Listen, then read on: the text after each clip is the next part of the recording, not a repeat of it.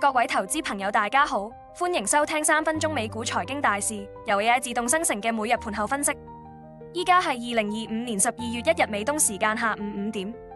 12月第一個交易日，美股喘咗口氣，經歷完感恩節後黑色星期五強勁反彈，今日三大指數都冇咩勁頭，道指下跌0.9%，收報47,289.33點。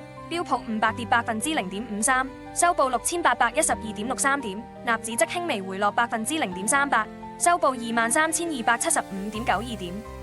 不過回顧成個11月，市場表現都幾唔錯，標普500連升第7個月，基本盤算係幾穩健㗎。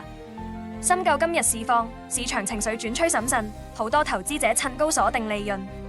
板塊就似冰火兩重天，上星期五領漲嘅科技股同通訊服務股，今日都仲有啲跟風，能源股同必需消費品股亦有升，但醫療保健板塊就逆市插水，成為今日唯一跌嘅主要板塊，表現幾乏力。點解市況咁反覆？有幾個因素拉鋸。第一，市場對聯儲局明年有機會減息放水嘅預期，依然係主要支撐。好似德意志銀行日前上調標普500目標價，俾咗唔少信心。不過政策嘅不確定性，如前總統特朗普關稅政策有機會捲土重來，就好似烏雲罩頭。再加埋上星期五 CME 交易所大當機，雖然事後解決咗，但都令部分投資者驚驚地擔心交易系統可靠性。至於幾隻大科技股就各走各路。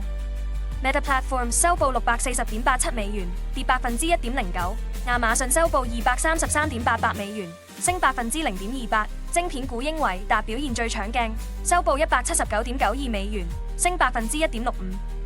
展望聽日同本周餘下時間，市場焦點會落喺一連串經濟數據，呢啲數據會直接影響對聯儲局政策預期，亦會話俾我哋知依家嘅升浪仲有幾多燃料。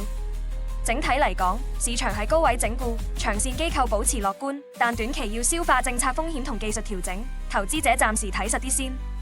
本節目內容由人工智能全自動生成，只提供資訊同教育用途，唔構成任何專業財務、投資或法律建議。